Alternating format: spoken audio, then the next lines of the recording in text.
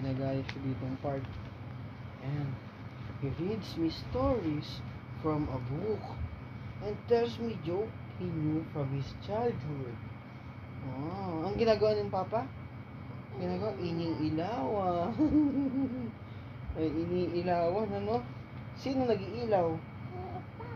Si daddy, si papa. Yan. He taught me how to fly a kite. Diba? Nagpalipad na tayong kite. No? Ano nga? Diba? Oh, isa pa. Next page. Tapos anong next na story natin pagkatapos nito? Sugat.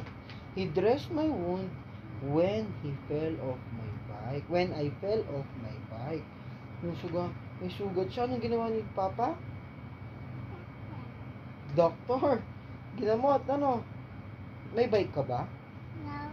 May bike ka? Wala. Yes. Yes. Si Papa may bike? Wala. Meron pa. Meron pa. Oh. At all times, he reminds me, never be a sissy. Stand up for yourself when you're teased by the school bully. Pag inaaway ka, pag may nang-away siya, ano gagawin mo? Ha? Ilaw. Ilawan mo. Next. Ayan. He plays the guitar and sings to my mom when she is sad, tired, or very lonesome. Ano sabi nung baby? Anong sabi ng baby? Ano ginawa niya? Oh, nagduduya. Tapos yung kamay, saan nilagay yung kamay? Saan nilagay yung kamay niya? Ganyan, no? Oh, galing, ano? He sends me to and picks me up from school. My daddy is real. My daddy is cool. Oh. Di ba ginagawa sa'yo ni Papa to? Pinapasan kita. Paano pinapasan si Shelby?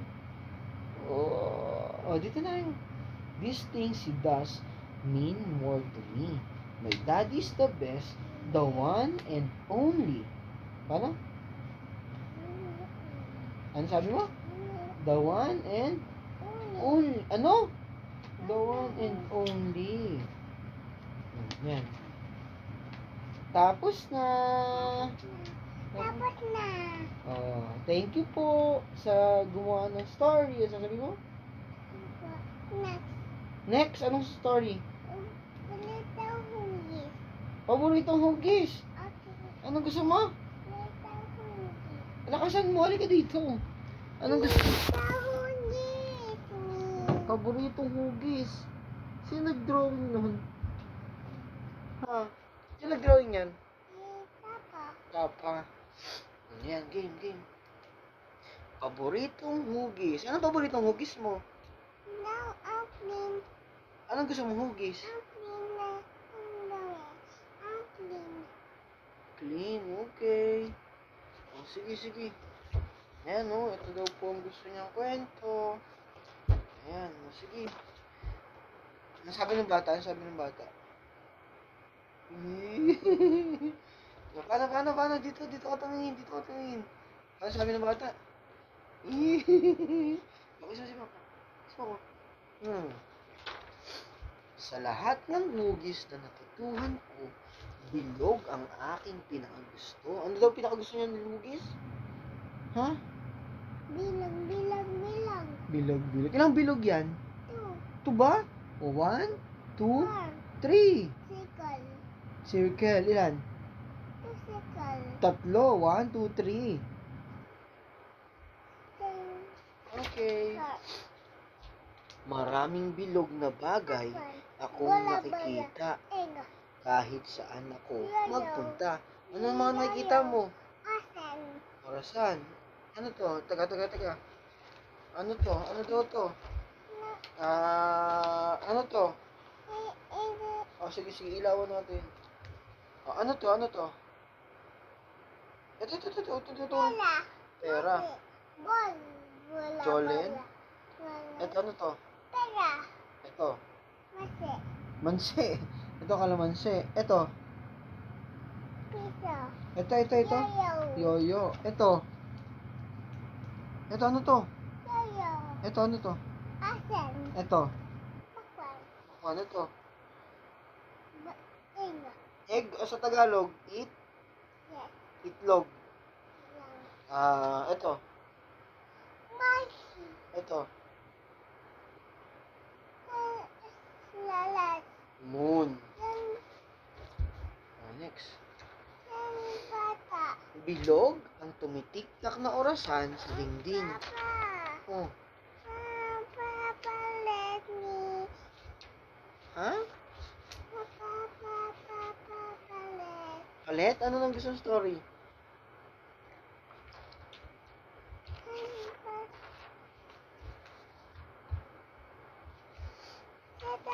Lalat na. May tsinelas na. Eh, di ba dati walang tsinelas yan? Saan naglagay tsinelas? Ni Papa. O, ano pa? Hawak ng bata. Piso. Piso. Ito, ano to? Bola-bola. Bola-bola. Ito, ano to? Unan. Ito, Moon. moon. Ito, anong ginawa ng bata? Doring. Anong ginawa ng bata? Ha? Bilog. Unan. Unan, bilog. Anong ginagawa ng bata? Inaantok na yung bata. Anong ginawa ng bata? Paano? Anong ginawa ng bata? Okay na. Anong next story? Papa. Papa. Ha? Papa. Anong next story? Papa. Oh, Papa me. anong gusto mong story na? Papa. Oh, Papa. nasa si Papa? Yan, si Papa. Ano? Kita mo si Papa? Yes. Eto, sino to? Si Ma'am Bing. Ma'am Bing. Moving. Hi, Ma'am Bing. Hi, Mommy. Kaway ka doon sa cellphone. Hi, Ma'am Bing. Hi, Ma'am Bing. Hi, Mommy. Thank you po sa story. Daddy. Okay. Next story. Anong next story natin? Ibalam. Ha? Hungat-hungat. Ha? Little hungat. Ito na yung hugis natin, ha? Hungat-hungat. Ano naman next story? Teka. Hungat-hungat. Ito. Ano to? Anong kwento to?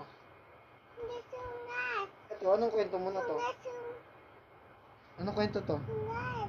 Hungat-hungat. Hugas.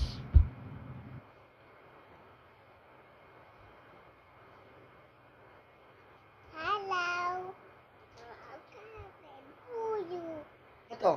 Ayaw mo to? Yeah. Anong kwento to? Lily. Anong kwento to? Lakasan mo, anong kwento? Anong kwento? Dilim. Ching, takot sa dilim. Yes. O, kwentuhan natin. Game na? No. O, ayaw mo to? May ilaw tayo, katulad ni Ching, O. Ano? Basahin natin? Okay. Sige. Si Ching, natakot sa Dilim. dilim. Taas. Ayan, okay. Dito lang. O, babasahin natin. Ayan, sige. O, si Ching ay takot sa dilim. Kapag gabi na, natatakot siyang lumabas sa madilim na bakuran. Natatakot siyang pumasok sa mga gilid na walang ilaw. Hanggang sa pagtulog, gusto niyang nakasindi ang maliit na ilaw sa sulok ng kanyang silid. Sa isip ni Ching, baka may bumabang kapre mula sa itaas ng malaking punong mangga sa madilim na bakuran. O may mga higanteng galamay na susunggang sa kanya sa loob ng madilim na silid. Next. Ang sabi ni Ching, anong ginawa ni Ching? Dahil takot siya, ganito sabi ni Ching, Game, next. Tinatakot kasi siya ng mga pinsan niya. Sabi nila, sa dilim lumilitaw ang mga maligno, mga multo, at iba pang nakakatakot na nilalang. Dito tayo. Huwag kang lalabas ng bahay, Ching. Baka kunin ka ng tikbalang. Pananakot sa kanya ni Kuya Jan.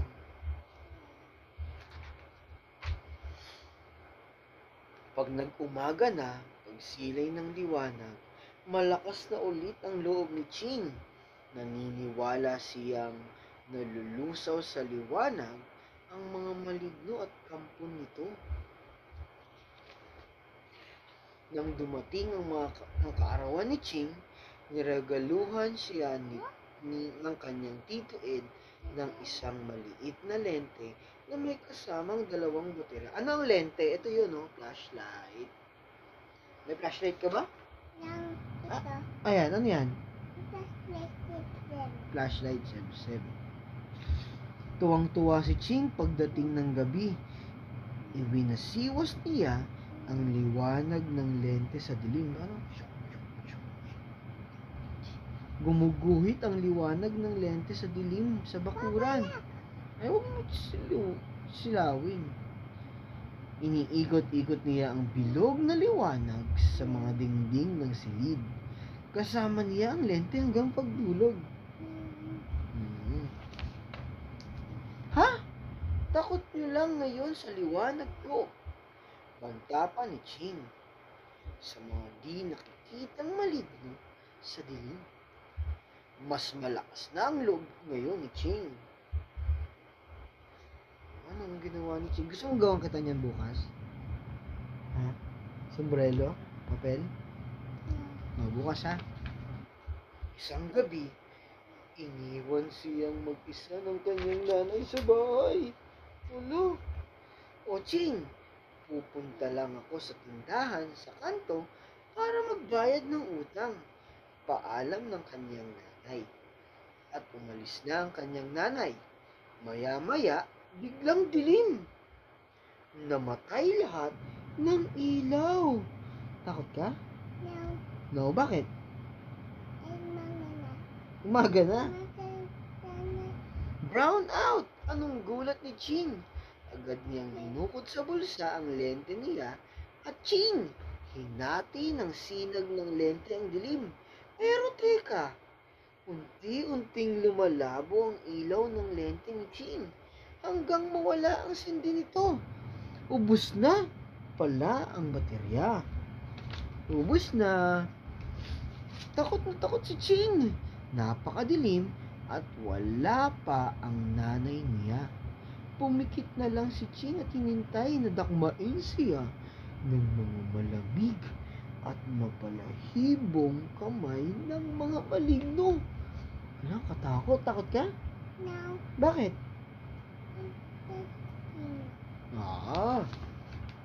Ayan na, ayan na. Nanginginig na bulong ni Ching habang nakaupo sa dilim. Ngunit pagdilat niya, nag-iisa pa rin siya. Wala kahit isang anino ng maligno. At napansin ni Ching, unti-unti niyang naaninag ang loob ng bahay. Parang lumilinaw ang mata niya sa dilim. Lumilinaw na daw. Humakbang siyang dahan-dahan at plonk! Natisod siya ng mga nakakalat niyang laruan sa sahig. Nangapa ang mga paa niyang patungo sa sala at napansin niyang may kumikinang sa dingding. Umaandap na kulay lungtian ang mga numero sa malaking orasan sa dingding. Sabi, wow! May napansin din siyang kumikinang na plato na nakapatong sa lamisita sa sala. Ang mga bato at lumot pala na uwi na sa kanya ng tita niyang mountaineer na umakyat sa Sierra Madre. Makinang ang mga ito sa dilim. Dahan-dahan siyang umakbang patungo sa may pintuan. Bigla siyang kinilabutan sa nakita niya. Dalawang kumikinang na maliit na kristal na lumulutang papalapit sa kanya. Hindi na nakatinag sa takot si Ching. Wow! Ang alaga niya si Polding. Kumikinang pala ang mga mata ng pusa sa dilim. Naisip ni Ching. Meow. Meow. Sabi ng pusa, Meow. meow.